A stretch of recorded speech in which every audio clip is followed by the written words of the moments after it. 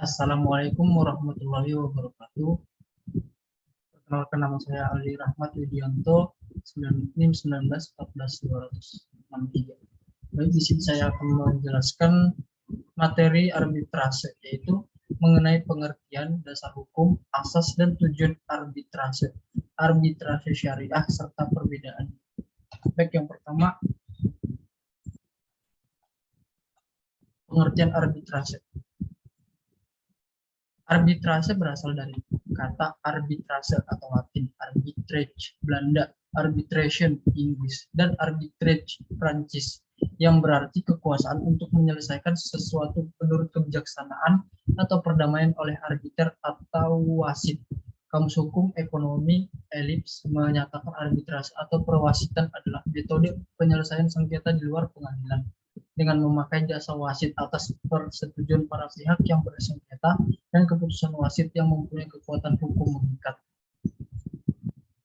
Arbitrase adalah cara penyelesaian sengketa di luar lembaga litigasi atau peradilan yang diadakan oleh para pihak yang bersengketa atas dasar perjanjian yang telah mereka adakan sebelumnya. Kemudian dasar hukum arbitrase.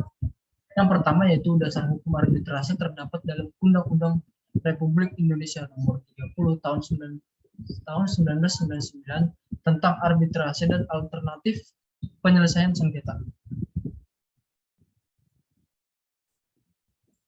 Yang kedua, ada beberapa hal penting yang terdapat dalam Undang-Undang Arbitrase Alternatif Penyelesaian Sengketa atau UU Nomor 30 Tahun 1999. Di antaranya terdapat pada pasal 2 Undang-Undang Nomor 30 Tahun 1999 yang berbunyi, undang-undang ini mengatur penyelesaian sengketa atau beda pendapat antara para pihak dalam suatu hubungan hukum tertentu yang telah mengadakan perjanjian arbitrase, yang secara tegas menyatakan bahwa semua sengketa atau beda pendapat yang timbul atau mungkin timbul dari hubungan hukum tersebut akan diselesaikan secara dengan cara arbitrase atau alternatif penyelesaian sengketa. Selanjutnya yaitu asas dan tujuan arbitrase. Asas-asas arbitrase yaitu penyelesaian asas penyelesaian sengketa melalui arbitrase di Indonesia sangat banyak. Satunya di antaranya adalah asas kontrak yang dikenal menurut ilmu hukum perdata, yaitu asas kebebasan berkontrak, asas konsensualisme, asas kepastian hukum, asas itikat baik, dan asas kepribadian. Yang selanjutnya ada tujuan arbitrase.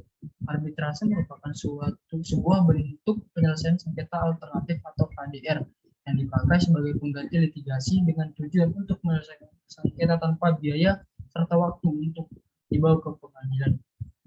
Yang selanjutnya, pengertian arbitrase syariah. Arbitrase syariah atau disebut juga dengan tahkim dapat juga diartikan sebagai suatu penyelesaian sengketa yang dilakukan oleh kedua belah pihak atau lebih di luar pengadilan yang mengedepankan prinsip perdamaian dan sukarela terhadap suatu persoalan hukum sesuai dengan prinsip syariah dan peraturan perundang-undangan yang berlaku. Dasar hukum arbitrase syariah sendiri yaitu dapat ditelusuri dari sumber hukum Islam, yaitu Al-Quran surat An-Nisa ayat 35 yang memiliki arti, dan jika kamu khawatirkan ada persengketaan antara keduanya, maka kirimlah seorang hakam dari keluarga laki-laki dan seorang hakam dari keluarga perempuan. Jika kedua orang hakam itu bermaksud mengadakan perbaikan, niscaya Allah memberi taufik kepada suami istri itu. Sesungguhnya Allah Maha mengetahui lagi Maha mengenal. Ayat ini dipahami sebagai pemberi peluang dari Allah untuk menyelesaikan suatu masalah tertentu, seperti sengketa suami istri, untuk diselesaikan secara kekeluargaan, tidak mesti diangkat ke pengadilan. Yang selanjutnya, perbedaan antara arbitrase konvensional dan syariah. Perbedaannya terletak pada tata cara atau prosedur dan landasan hukum yang menjadi acuan proses arbitrase tersebut, yakni syariat Islam. Berikut merupakan prosedur yang harus dilakukan dalam penyelesaian sengketa melalui arbitrase, yaitu kesepakatan penyelesaian sengketa melalui arbitrase, pendaftaran dan permohonan arbitrase, penunjuk arbiter, tanggapan pemohon dan tuntutan balik, sidang pemeriksaan.